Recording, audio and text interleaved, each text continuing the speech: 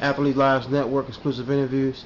Today our guest is All-American star basketball player, Mr. Juda Parks. How you doing, Judah? Good, yourself? Doing real good. East Chicago basketball legend, class of 1990, correct? Correct. All right. I don't know about the legend part though. Oh no, you're a legend. You're a legend. As you know, Judah, we got a big debate going on about the best basketball player, East Chicago Central.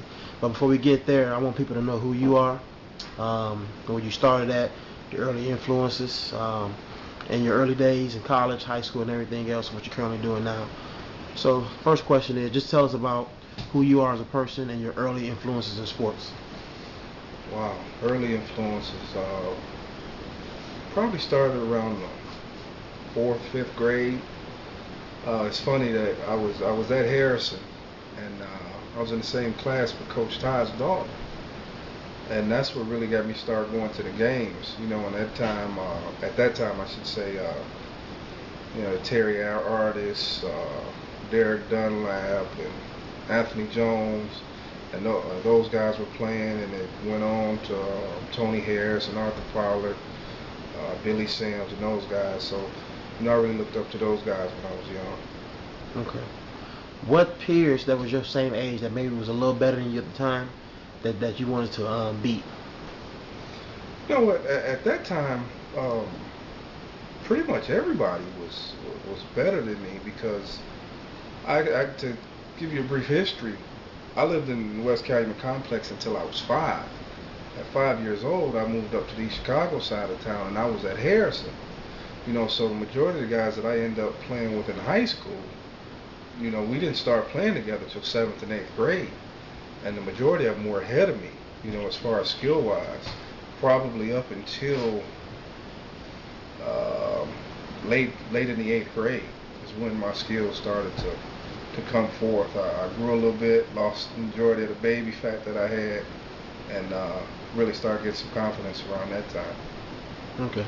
So you mentioned that you played basketball at at Westside Junior High, right? Right. Give us a little brief history on that.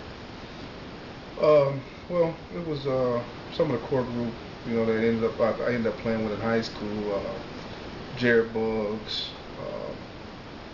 Corey Battle actually didn't play as a 7th grader because he moved, but if I'm not mistaken, he came back and played the 8th grade year. Even Ray Williams played some in the 8th grade.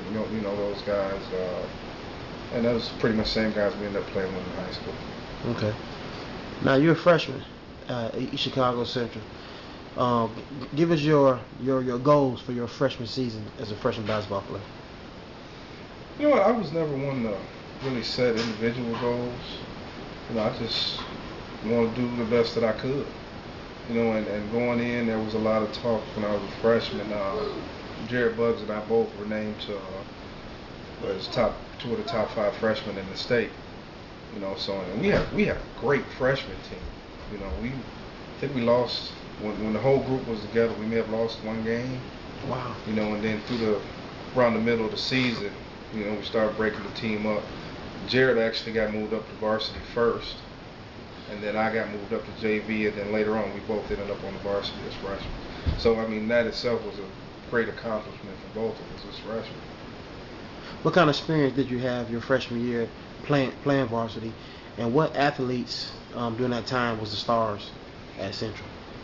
That time the senior class was Isaac Washington, Rodney Richardson, James Jones. And Courtney Ballard. Those were really the mainstays on the team that year. They were seniors. Okay. Now you're a sophomore, and this is the second year that the school been open. Now, what is your goals as a sophomore, individual-wise, and also as a team aspect? Well, as a team aspect is always to win sectional, win regional, semi-state. The ultimate goal on the team is always to win state. But as a sophomore, it was a real tricky year for me because, I started off, I was a starter, I was in the starting 5 as a sophomore, but we had a lot of upperclassmen still on that team up until probably around the 5th or 6th game when we had a road game in Anderson. And on the way back from Anderson, well, first of all, Anderson, we blew a 16, 17 point lead and ended up losing the game.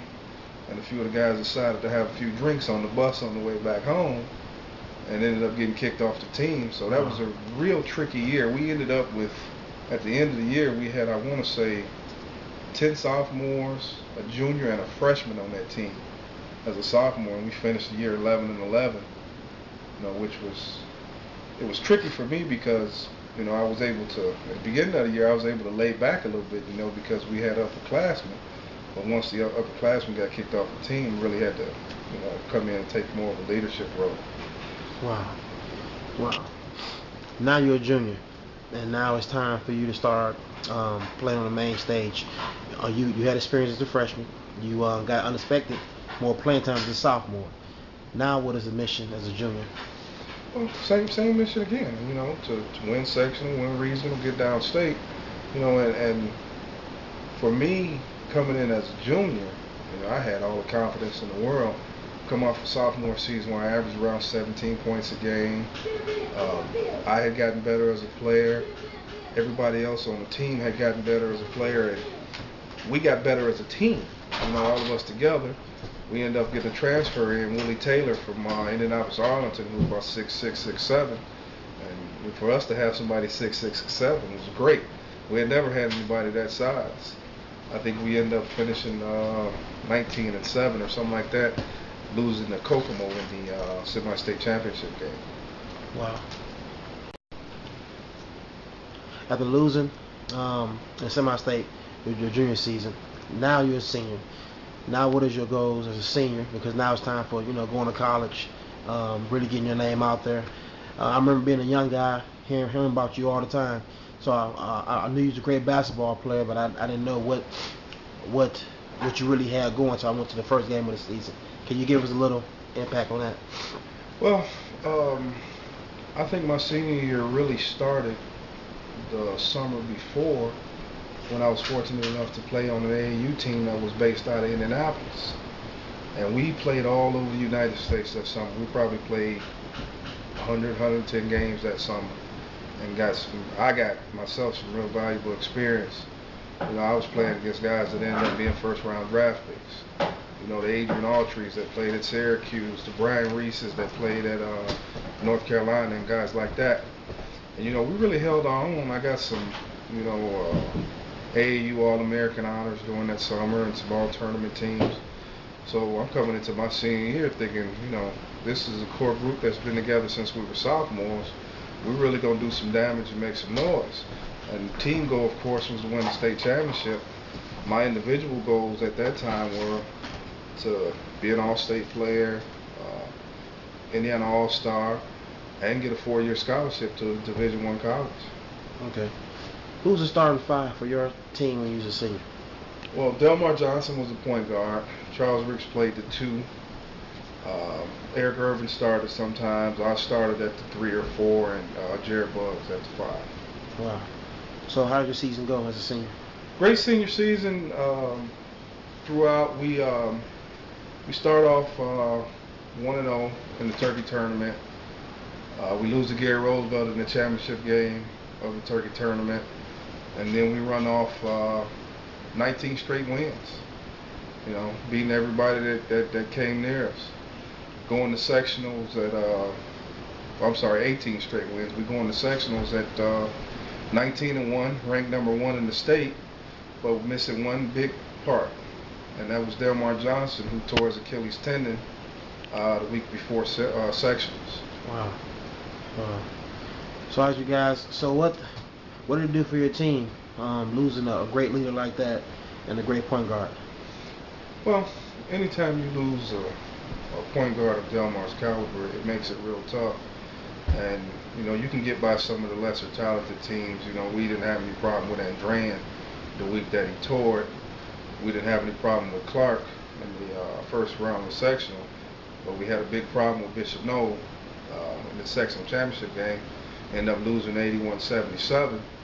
And we had a bunch of guys that could score the basketball and rebound and everything else, but we didn't have that leader. Our floor general, to get you the ball in the right spots at the right times, to get you in the right set at the right times, to get on you when you're not doing what you're supposed to do, to get on you when you miss a defensive assignment. So he was, in my opinion, the most important piece to our team. Wow. What effect did it have on you not being able to play another game of basketball as an East Chicago Central Cardinal? Oh, it was rough.